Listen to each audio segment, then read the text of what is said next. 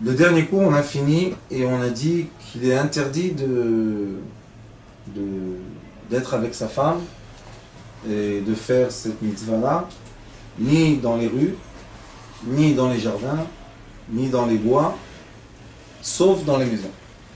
Il est écrit que celui, Aboel et Tishto Bemkomotelu, celui que oui, il va faire ça avec sa femme dans ces endroits-là, Makin Oto Makot Mardut.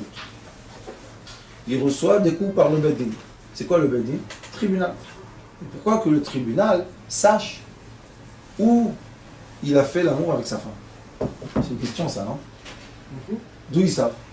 S'il était avec sa femme, dans un endroit, personne ne sait. Qui dit?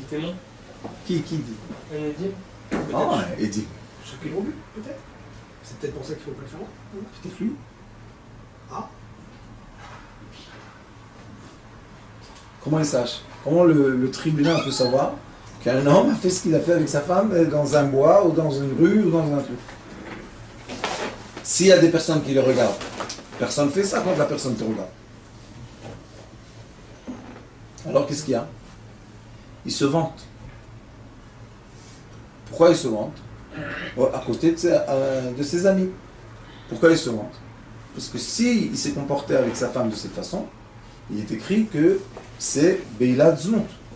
Ça veut dire qu'il la prostitue. C'est pas que c'est sa femme, il la met pas en valeur. Quand est-ce qu'il la met en valeur? Quand on dit, il vient el beito, quand il la fait rentrer dans sa maison. Donc, il l'entoure, il la protège, il lui donne du kavod. Ça va. Mais quand il fait ça dans la rue avec elle, il n'a pas d'honneur pour elle. Makin Otom Makot Mardout. C'est quoi Mardout, vous savez? C'est celui qui fait la révolution contre le roi. Ça s'appelle Mored Bamlchut. Quelle révolution il a fait contre le roi? Pourquoi c'est un rebelle? Pourquoi on dit que c'est un rebelle celui-là? Parce que la fille, il faut toujours savoir. Dans la Torah, c'est écrit dans beaucoup d'endroits, dans le Zohar, dans le Talmud, la fille s'appelle Barta de Kuchaberu. Notre femme, c'est la fille du roi. Et le roi, quand il voit que Chaz Veshalom, on prend sa fille à la prostitution, c'est la chose la plus douloureuse qui peut se passer dans la vie. Et Rabbi Nachman de Breslev raconte une histoire qu'il y avait un roi méchant qui voulait vraiment faire du mal à un roi gentil. Et il a attendu. Et les espions lui ont dit qu'à une telle date, le roi va marier sa fille. Alors tout le royaume, préparatif, un grand mariage. Et lui, le roi méchant, il a décidé d'attaquer la nuit du mariage. Et le but, enlever la princesse. Bon, il a réussi, il les a attrapés tous en train de boire et chanter. Ils ont enlevé la princesse et il est reparti dans son pays. Et maintenant, il l'a mis dans une cage, la princesse.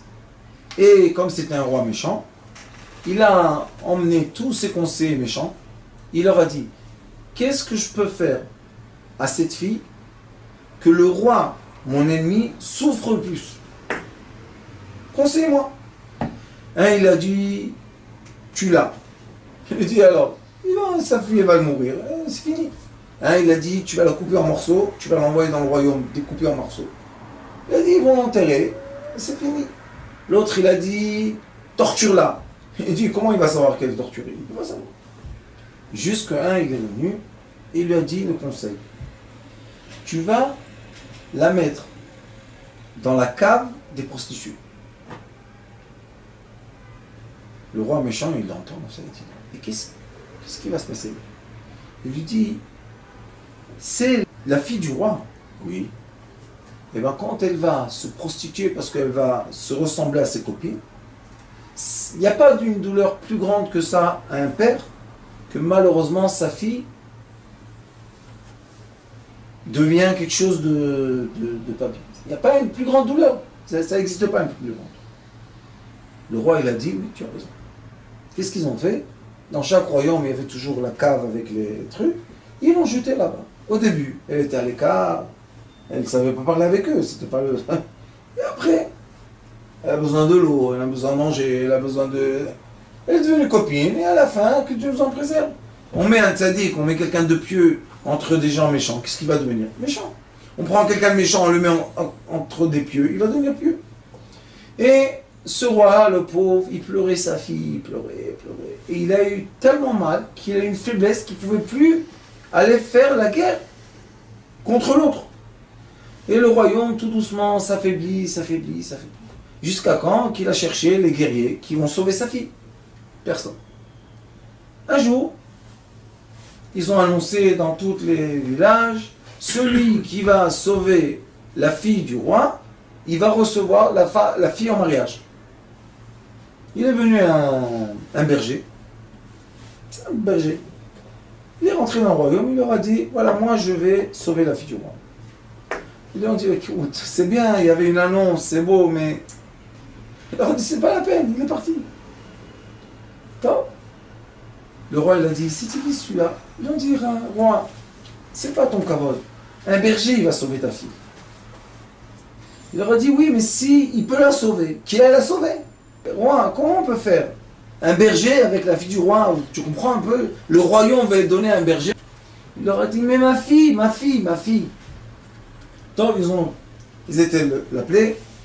Ils lui ont dit, c'est quoi ton plan? Comment tu veux faire? Il leur a dit, moi je suis un berger. Je passe les frontières avec mes petits moutons. Personne ne me regarde. Je suis sain. Je vais aller dans l'autre royaume. Et je vais voir qu'est-ce qui se passe. Il est parti dans l'autre royaume. Ça lui a pris du temps.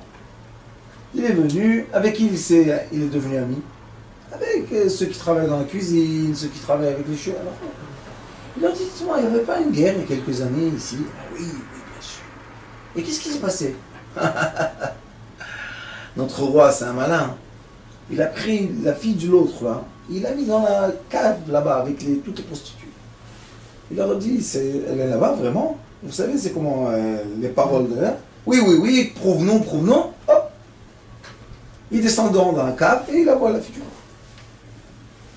Ok, il n'y a pas de problème. Il espionne, il tourne, personne ne fait attention, lui, un berger qui fait attention à personne. Et il retourne. Et il va chez le roi, il lui dit, écoute, j'ai vu ta fille de mes yeux. Voilà le plan. On va faire ça, j'ai besoin de telle armée, tel soldat, tel... Hein, et on va emmener la fille du roi. Et toi, tu seras sur le bateau. Pourquoi? Parce que tu dois la détecter, dire que oui, c'était ma fille. Ils ont fait la guerre, ils ont réussi, et le roi, il arrive. L'autre, il ouvre la porte. Vous savez, les caves avant, c'était pas les portes comme ça. C'était les portes comme les animaux, comme ça. Le toit, c'était la porte. Il dit, voilà, elle est là. Le roi, il a dit, comment, ma fille? Où là? C'était une prostituée. Il a dit, elle est là, dedans.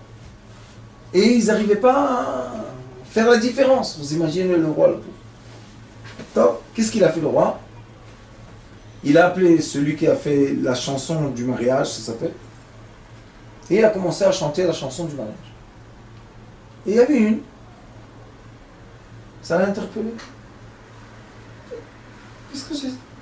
Je connais cette musique. Vous imaginez un peu la pauvre, la fille du roi. Elle est montée, le roi l'a reconnue, ils sont repartis dans le pays, ils l'ont remis en place, la pauvre. Et elle s'est mariée avec ce gars. Ça, c'est une histoire que Rabbi Nachman de Breslev explique. Combien de douleurs a le père quand malheureusement il sait que la fille, elle est mal fréquentée. C'est une douleur qu'on peut pas expliquer, c'est inexplicable. Et c'est pour ça qu'on dit que le Beddin, comme ils sont responsables, c'est le tribunal, il est responsable de la communauté, de la société, il ne doit pas permettre que, Chaz v'Shalom, les femmes soient prostituées, même si c'est sa femme. Et alors, si c'est ta femme, tu as le droit de faire ce que tu veux avec? Non. Et ça, la halakha nous dit, si l'homme, Chaz v'Shalom, se comporte de façon qui n'est pas honorable à la femme, et aussi, on va finir ici, et on va commencer Shir HaShirim, mais dans Even HaEzer, il y a encore des extraits qui expliquent que quand on se marie en famille, il faut que les familles ont le même niveau, pour que ça soit de la même qualité de genre. Il y a beaucoup de choses comme ça qui s'expliquent. Donc, on voit que l'homme qui, chas v'shalom, dévalorise sa femme, c'est un grand, grand problème. Et c'est pour ça que Assour la Adam le shamesh mutato le orane. Vous voyez que tout de suite, il y a l'interdiction de faire l'acte intime quand il y a de la lumière dans la chambre. Aucune autorisation. Assour. Lo kacha velo mechitza velo ktsat velo ulay. Ni un peu de lumière, comme ça, rien. Pourquoi? Parce que la femme, quand l'homme la regarde, elle est gênée de son corps. Et si elle est gênée de son corps, elle va faire des choses qu'elle ne veut pas pour faire plaire. C'est comme, excusez-moi de dire ça, la prostitution. La femme prostituée, elle fait ce que l'homme plaisir pour l'argent. Mais elle-même, normalement, elle doit être gênée de ça. D'accord? Donc, nous, on étudie de ça, qu'on est obligé de mettre la femme dans la zone de confort pour réussir vraiment à atteindre le but de la relation intime. Le but de la relation intime, c'est de monter dans les astrates spirituelles de l'âme ensemble. Le corps est le portail, comme je vous dis tout le temps, et le portail du plaisir. Le portail du plaisir physique déclenche les hormones. Les hormones sont les liquides biochimiques qui donnent les messages qui sont sans parole, invisibles. Les messages invisibles entre un homme et une femme passent par les hormones qui sont découlées dans le sang. Et quand la femme, malheureusement, elle doit se montrer belle à son mari, elle va faire des efforts qui sont, on va dire, pas toujours agréables, parce qu'au début elle est jeune, et après elle a accouché, et son corps n'est plus le même, et avant le régime, après le régime, avant qu'elle allaite, après, c'est pas agréable pour elle. Pourquoi elle doit tout le temps ressentir qu'on est en train de la juger, comment est son corps? C'est pas bien ça. Donc on dit obscurité totale. Oubli. Première raison, l'obscurité totale. Deuxième raison, la perception, 80% de la perception de l'être humain de la réalité passe par la vue. Et quand l'homme voit le corps de sa femme, il ne peut pas imaginer. On ne dit pas qu'il doit imaginer une autre femme, pas du tout. Mais on dit qu'il ne doit pas se concentrer sur ce qu'il voit. On doit lui fermer les yeux pour qu'il puisse ressentir d'autres choses. Comme on dit que les aveugles, ils ont l'ouïe beaucoup plus développé. Ils ont l'odorat beaucoup plus développé. Pourquoi? Parce que le sens essentiel qui est la vue ne travaille pas. D'accord? Donc l'homme, quand il ne voit pas sa femme, automatiquement l'essence de l'ouïe, de l'odorat, du goût et du toucher se développe. Pour faire plaisir à un corps physique, on est obligé d'être à l'écoute. On a dit qu'il y a l'odorat, vous vous rappelez, on avait parlé de l'odorat. Il y a le goût de quand on s'embrasse et il y a le toucher de la main. Mais quand je regarde, 80% de la possibilité de ces sens-là de se mettre en valeur descend. C'est comme si on freine tous les sens pour mettre la vue sur le dessus. Et ça nous fait perdre quoi? La sensibilité? La sensibilité du toucher. Et en fin de compte, quand un homme et une femme sont ensemble, ce qui est le plus important, c'est la sensation du toucher, pas quelque chose d'autre. On doit se ressentir, on doit sentir, on doit se goûter, on doit s'entendre. Alors la halakha nous dit Assour la Adam le shamesh mutato leur amère. Interdiction. Va filou à l'aider à afalat talit. C'est quoi afalat talit? Afela, c'est l'obscurité. Afalat talit, ça veut dire qu'on va être en dessous d'une couverture. Et en dessous de la couverture, il y aura de l'obscurité. C'est pas de l'obscurité encore. Il faut une obscurité totale dans la chambre. Fermer les persiennes, les fenêtres, tout ce qu'il y a, les lampes, les petites, les dehors, de l'extérieur, de l'intérieur, fermez tout. Arei Shaita Shabbat. Et si c'est un jour de Shabbat, Velo ayalo bait acher, vaya ner dolek, lo yishamesh klal. Si c'est Shabbat, et la bougie encore est allumée dans la chambre, la nuit, on ne peut pas faire la même chose. Même que Shabbat, c'est un commandement de oui être ensemble accouplés. Tu vois que le commandement de la lumière, interdiction de la lumière, pousse le commandement positif de Shabbat. Tellement la lumière, c'est grave. C'est très très très très grave. Il ne faut pas utiliser la lumière. On perd la sensation d'être un corps. Parce qu'il est écrit dans la Torah, Vaïtem le basar echad, pas Vaïtem le mar'e echad. La Torah aurait pu dire, vous serez à une image. Donc on va se regarder, on va imaginer qu'on est ensemble. Non. Vaïtem le basar echad, vous devez être une chair, un corps physique. Le corps physique se lie par la bouche et par le toucher. Le Tikkun Hazar au Kadosh, il dit, Vaïtem le basar echad, vous êtes une chair, une peau, interdit d'avoir aucun habit qui fait la séparation de la peau entre eux. Il y a des gens qui sont habillés comme ça, ou bien des fois ils n'ont pas le temps de se déshabiller. Tout ça, c'est pas un vrai accouplement. Ça, c'est les vitesses de faire des besoins bestiaux. Nous, on parle d'un accouplement. Dans l'accouplement, il faut être complètement nu. Pourquoi? Pour que toute la peau du corps, qui est le membre le plus grand du corps, c'est la peau.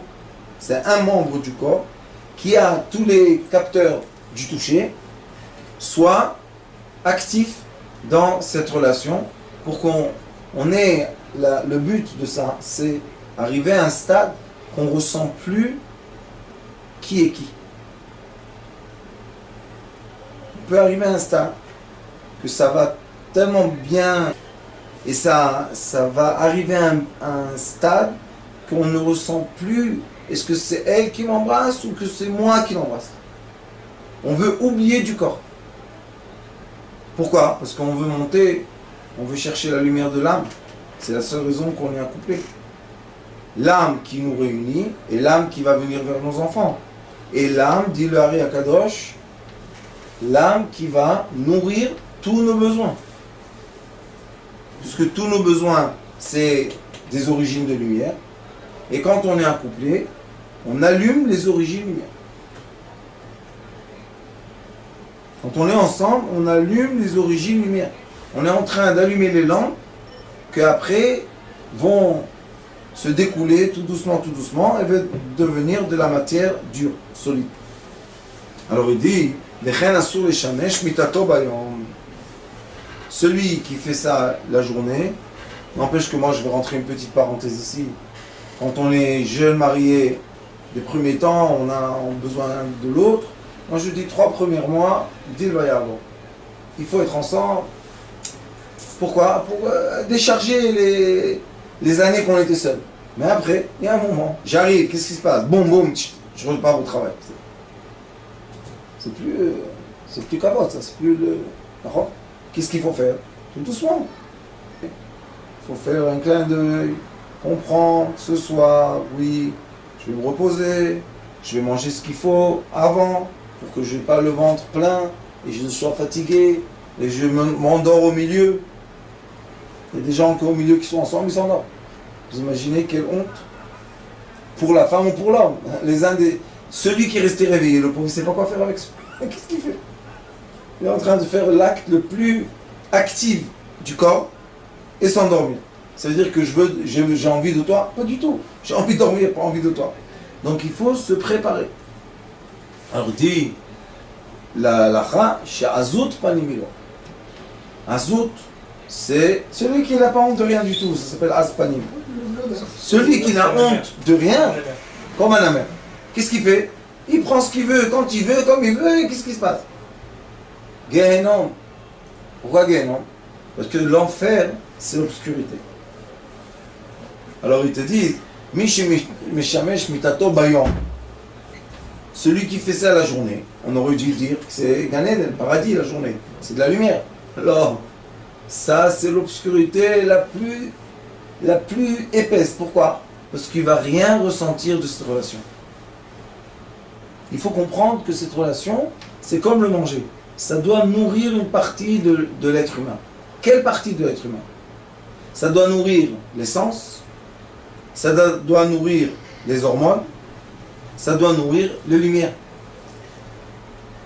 Et les trois ensemble, c'est un mix qui nous fait sortir au-delà de la dimension bestiale, animale, à la dimension être-lumière. Et la halakha nous dit encore, Asur les shamesh beshener avant. Quand malheureusement il y a de la misère et la famine, ou bien quand il y a la guerre, on n'a pas le droit d'être ensemble. Pourquoi on n'a pas le droit d'être ensemble? Parce que, regarde, parce que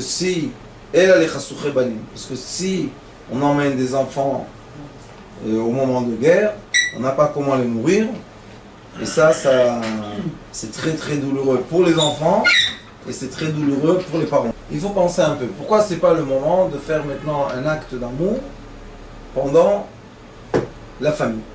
Qu'est-ce qu'il y a? La famine, ce sont des moments d'obscurité très durs. Très durs. Quand il y a la famine, ou bien quand il n'y a pas la pluie, c'est des moments d'obscurité très très durs. Le Ari Akadosh explique dans Etz Chaim, il dit que pourquoi on a eu les 10 Arogé Melucha, les 10 sages qui ont été tués par les Romains après la destruction du deuxième temps. Pourquoi ils ont été tués? Parce que c'était un moment de sécheresse. C'est quoi la sécheresse? La sécheresse, c'est quand le liquide féminin ne monte pas dans les yeux. Ça s'appelle Yavasha. Elle est sec. Mais quand, Baruch Hashem, elle, la femme, elle a le liquide féminin qui monte, ça s'appelle Yabasha. Yabasha, c'est un continent. Donc on a la sécheresse et le continent. C'est un en face de l'autre. Quelle est la différence entre eux? Un point. C'est quoi le point? Le point s'appelle Yud, et le Yud, c'est le grain de l'homme et le grain de la femme. Et si nous sommes dans des années de sécheresse, ça veut dire que l'homme et la femme ne savent pas monter le liquide féminin pour faire descendre de l'abondance sur terre. Donc c'est une image pour leur dire, si tu fais cet acte et l'acte n'emmène pas l'abondance, tu n'as pas le droit de faire l'acte. Et dans le Tikkun Zohar à la fin, Rabbi Shimon Bar Yochai, Bezrat Hashem, mercredi prochain, on sera chez Morichaim. Il y a un bus qui sort d'ici, 6 heures. Et Rabbi Shimon Bar Yochai, il explique que la sécheresse, il dit à son fils, si un homme n'arrive pas à faire monter le liquide féminin de sa femme, il n'a pas le droit d'être avec elle. Il doit se divorcer. Pourquoi il se divorce? Parce que leur couple, au lieu d'être le couple d'âmes qui emmène dans la terre de l'abondance, et c'est le but de l'accouplement, qu'on tire sur la terre de l'abondance matérielle, de l'abondance spirituelle, au lieu de faire ça, on est en train de créer de la sécheresse. Parce que chaque couple, c'est comme l'hydrogène et l'oxygène qui se rencontrent, qu'est-ce qu'on reçoit? De l'eau. Si l'homme et la femme se rencontrent et il n'y a pas de l'eau, il n'y a pas d'eau, donc cette rencontre est quoi? C'est une rencontre stérile, c'est une rencontre qui n'emmène rien. Et on n'a pas le droit de se rencontrer sans qu'on emmène dans ce monde l'abondance liquide. Et on sait que le monde est 70% du liquide. Le corps humain est 70% liquide. La buée, quand elle monte, elle se transforme en pluie, elle redescend sur la terre. Donc on a toujours le mouvement de la terre vers les cieux et des cieux vers la terre. Donc la femme qui s'appelle la terre, Adama, la terre, elle doit faire monter la buée. Comment la buée se déclenche d'un corps? Par la chaleur. C'est quoi la chaleur? Accélération des membres. C'est quoi l'accélération? C'est l'adrénaline. Adrénaline, c'est quoi? Stimuler. Donc si on n'arrive pas à stimuler notre femme que la chaleur sort de son corps et qu'elle monte vers les cieux, et que dans les cieux, après, il se crée des nuages, et les nuages font descendre la pluie et l'abondance sur l'homme, ça s'appelle sécheresse. Il est écrit Assur. Et c'est pour ça que Rabbi Akiva, Sof Masechet Gittin, c'est la Mishnah qui parle de divorce. Il dit que même si un homme a trouvé une femme qui lui plaît plus que sa femme, il doit divorcer sa femme et se marier avec celle qui lui plaît plus. Pourquoi? Parce que si sa femme ne lui plaît plus, ça veut dire qu'il ne s'approche plus d'elle. S'il ne s'approche plus d'elle, sec. Si ce couple, c'est une sécheresse, c'est un désert. Dans le désert, il n'y a rien qui pousse. Mais s'il a trouvé quelqu'un qui lui plaît, ça s'appelle le continent. Il a trouvé une nouvelle terre qui lui plaît, qui veut cultiver. D'elle, il va faire monter le liquide féminin, faire descendre le liquide masculin. Il doit se marier avec cette femme. Et c'est pour ça que quand on parle de mariage ou bien de shidduchim, de rencontre, on dit il faut se marier avec la femme qu'on aime, vite. Pourquoi? Parce que c'est possible qu'un autre va venir, il va la prendre. Mais on ne veut pas qu'un autre vienne prendre notre femme de nos mains. Pourquoi lui, l'autre, il va venir apprendre? Parce que celui qui attend trop de temps, il crée de la sécheresse. Il ne crée pas de l'abondance. Donc vous voyez que toute cette histoire d'accouplement, c'est une histoire de quoi? D'humidité, de liquidité qui nourrit la terre. C'est quoi la terre? La terre, c'est l'être humain. Mais là, Adama, c'est quoi Adam? Adam. Mais là, tu es venu de la terre, tu retourneras vers la terre. Comment je peux retourner vers la terre? Quand l'homme donne le liquide masculin à la femme, ça veut dire qu'il nourrit la terre. Mais quand il préserve la femme du liquide masculin, c'est comme s'il crée la sécheresse sur la terre. Et c'est pour ça que aussi les femmes doivent savoir que c'est interdit de repousser l'homme quand il a envie. Ou plutôt, je veux dire, quand il a besoin. Parce que chez les hommes, c'est un besoin, chez les femmes, c'est un envie. Des fois, l'homme, il a un besoin, et la femme, elle le repousse. Maintenant, il se trouve tout seul. Et malheureusement, il y a beaucoup de problèmes qui se créent de cette solitude. Un des problèmes, c'est qu'il peut s'accoupler avec des entités. Un autre problème, c'est qu'il peut trouver la solitude et avoir des idées qui ne sont pas adaptées à un couple. Beaucoup de choses comme ça. Et la chose la plus dangereuse, c'est qu'on est en train d'emmener dans ce couple, quoi? La sécheresse. Et il est écrit qu'on n'a pas le droit de s'accoupler pendant les années de sécheresse. Donc on voit que tout, fil à aiguille, se connecte. Tout est connecté. Et c'est pour ça qu'en haut, quand ils ont dit qu'on a le droit de faire tout ce qui fait plaisir, traduction, tout ce qui fait lever la vapeur, la chaleur du corps de la femme vers les cieux. Avec cette chaleur monte son plaisir. Le plaisir est accueilli chez le roi. Et quand le roi sait que sa fille elle est contente, qu'est-ce qu'il fait au prince? Il lui envoie des cadeaux. Il lui envoie de l'abondance. Il lui envoie tout ce qu'elle a besoin. Ou pas? Pour faire quoi?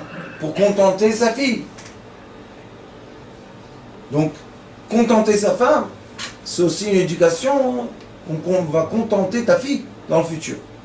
Et je vous ai dit tout à l'heure que la chose la plus douloureuse d'un homme, d'un être, c'est que malheureusement sa fille souffre. C'est affreux de voir tes enfants souffrir.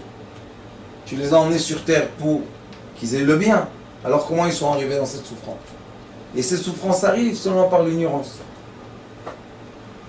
J'ai eu la chance dernièrement ici que j'explique à des couples qui ne sont pas spécialement religieux, je leur explique ce qu'on étudie ensemble. Ils me disent, mais pourquoi c'est pas une loi? Comme ça, ils me disent, aujourd'hui on m'a dit, mais pourquoi c'est pas une loi qu'avant de se marier, on est obligé de passer une formation? Pourquoi la voiture, on est obligé de faire le conduit? Pourquoi un revolver, on doit faire une formation? Et ça, c'est l'essentiel de la vie. Aucune formation. On est ensemble, allez, là-bas, voilà, qu'est-ce qui se passe. Mais après, ça emmène des choses très très dangereuses. Ça peut emmener la violence dans la maison, ça peut emmener la pauvreté, ça peut emmener des maladies, ça peut emmener des choses très graves. Alors pourquoi on n'oblige pas? Je l'aurais dit. Moi je sais pas, il y a YouTube, rentrez, regardez les cours, qu'est-ce qu'on peut faire de plus? Mais je suis d'accord avec eux que c'est une chose qui doit être enseignée. Pourquoi? Parce que si ça serait un jouet ou quelque chose de plus, on dit ok, il y a la vie de tous les jours, et il y a quelque chose de plus. Mais c'est l'essentiel de la vie. C'est le début de la vie, c'est la fin de la vie, c'est le milieu de la vie, c'est dans la vie, c'est transparent, c'est existant. Qu'est-ce qu'on fait? Arsena Eloi Shamesh Achiabo Lebeito. Ça, c'est une des règles que malheureusement, il y a beaucoup de gens qui ne font pas attention. Il est écrit que celui qui est invité dans un endroit, par exemple dans une famille, chez ses beaux-parents, chez ses parents, même qu'on leur donne une chambre tout seul, c'est pas bien de faire ça. Pourquoi? Quand on est dans une maison, dans une famille, dans un endroit, je parle pas d'un hôtel, un hôtel ça s'appelle Bet Dirot, chacun il a sa maison, mais quand on est dans une maison, dans une sphère d'une famille, et on vient, on est invité, et la nuit, pourquoi c'est interdit? Lo yeshamesh ad shiavo lebeito. Il n'a pas le droit de faire ça seulement dans sa maison. Pourquoi? Pour quelle raison? Je suis dans une chambre, fermez la clé. Les bruits. Et qu'est-ce que ça va faire le bruit? Tu peux entendre le trône, tu peux entendre. Et ça peut faire honte et ça peut faire envie de sa femme. Ouais. Enfin, première raison, le bruit. Et disons qu'on est en silence. Pourquoi interdit? Quand une personne dort, qu'est-ce qui dort? Le corps, Les 5 sens physiques. Et qu'est-ce qui dort pas? Le cerveau. Les 5 sens célestes. Donc celui qui est propriétaire de la maison ne dort jamais. L'âme, elle ne sait pas dormir. Donc il voit ou il ne voit pas ce qu'il fait? Il voit ce qu'il fait. Et c'est comme si qu'une personne fait ça en face des autres. On a étudié au début, si vous vous rappelez, que c'est interdit de faire l'amour avec sa femme devant qui que ce soit, même un bébé. Interdit. Pourquoi? C'est intime.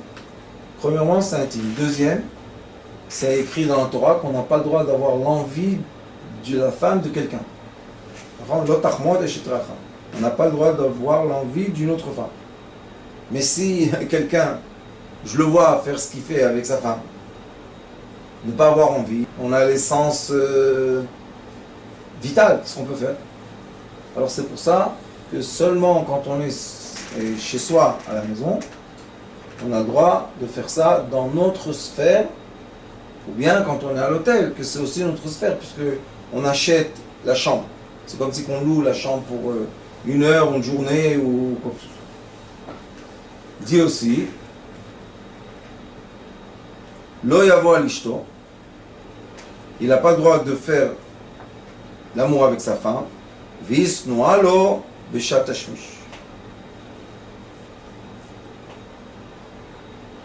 Ça veut dire que l'homme n'a pas le droit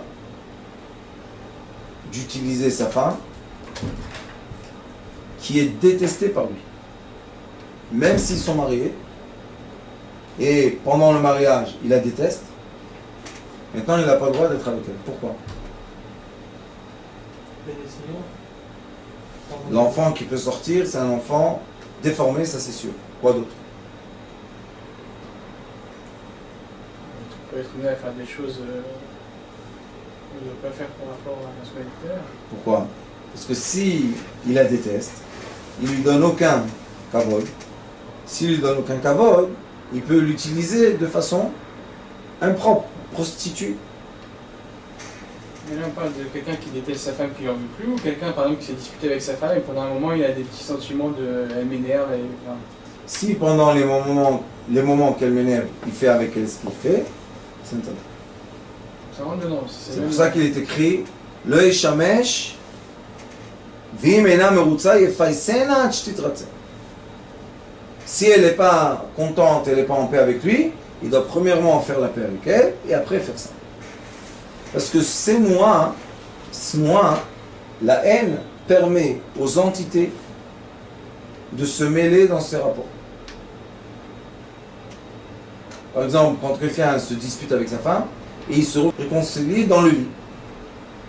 On n'est pas seul dans le lit. Les entités des colères viennent avec nous. Et après, ils font ce qu'ils veulent. C'est comme la prostitution. Donc vous voyez que la halakha nous dit qu'on est obligé de garder sa femme. C'est pour ça qu'il s'appelle Ishto, Korot Beito, c'est Ishto, Beito, c'est Ishto. Sa maison, c'est sa femme. On est obligé de garder la sphère qui s'appelle la femme. C'est une sphère qui nous protège. C'est une sphère qui nous entoure. C'est une sphère que si nous, on ne va pas nous l'honorer, nous lui donner l'importance, nous lui donner ce qu'il faut, elle ne va pas nous protéger. Et quand on n'est pas protégé par la femme, on va être attaqué par les entités. Et quand les entités nous attaquent, ils prennent l'abondance, l'argent, tout, eux, ils prennent.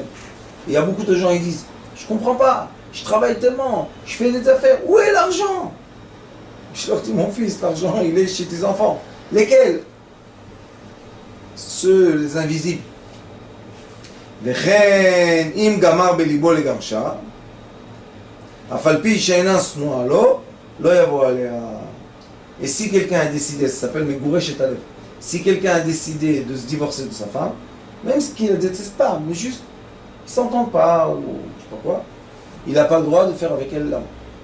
Du moment que son cœur est divisé d'elle, et séparé d'elle, ça y est, on n'a plus le droit de s'approcher. Ça veut dire qu'on voit que cette approche physique, c'est seulement une porte, un portail, pour l'approche sentimentale, qui est portail pour l'approche spirituelle. Et si une des portes est fermée, on ne va pas atteindre le spirituel. Si on ne va pas atteindre le spirituel, à quoi sert cette porte? C'est mieux la fermer et c'est tout, ne plus l'ouvrir. C'est pour ça que dans le judaïsme, nous avons le divorce. On n'est plus ensemble, c'est pas la peine. Il y a 9 chapitres dans la Mishnah de divorce et 4 chapitres de mariage. Quand on étudie le divorce et le mariage, ensemble c'est 13. Et 13 c'est un. Si tu veux vraiment aimer ta femme, tu dois aussi savoir quand est-ce que tu dois te séparer d'elle. Parce que quand on se sépare de quelqu'un, c'est pour ne plus lui faire du mal.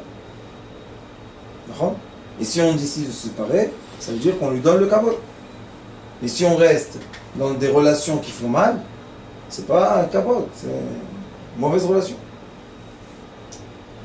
Alors il dit encore une chose. Lo yavo alea veu oi shikorim. Quand ils sont ivres, interdit d'être ensemble. Encore la même raison, quand ils sont ivres, ils font des choses qui sont mal placées, ils oublient ce qu'ils ont fait. L'ivre, quand il se réveille, il oublie ce qu'il a fait, mais l'autre se rappelle bien ce qu'il a fait. Et des fois on ne parle pas comme il faut, des fois on ne se comporte pas comme il faut, et encore une fois on perd, on manque de kavod, de respect. ולא ישמש עם אשתו ליתן דעתו על אחרת. אפילו שתיהן נשיו.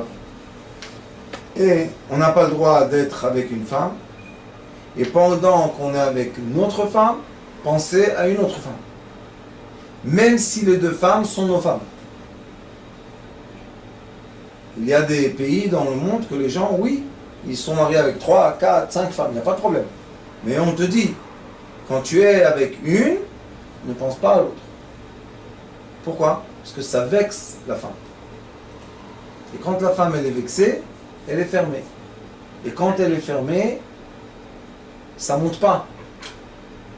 Le liquide féminin ne monte pas où il doit monter pour accoupler les astrades célestes, pour faire descendre sur le monde l'abondance. Donc toute l'histoire de l'accouplement, il a deux niveaux. Il y a le niveau physique, qui est emmener l'abondance sur la terre, sur notre vie, sur notre existence, sur notre planète. Et la deuxième raison pour laquelle on doit être ensemble, c'est pour qu'on puisse, l'homme et la femme, atteindre des niveaux spirituels élevés. Avec l'aide de Dieu, Bezrat Hashem, on a fini Siman Chafé, et Bezrat Hashem, on a la chance de faire entrer dans nos maisons l'amour, la joie, le respect, l'abondance matérielle et spirituelle. Baruch Adonai L'Olam, Amen.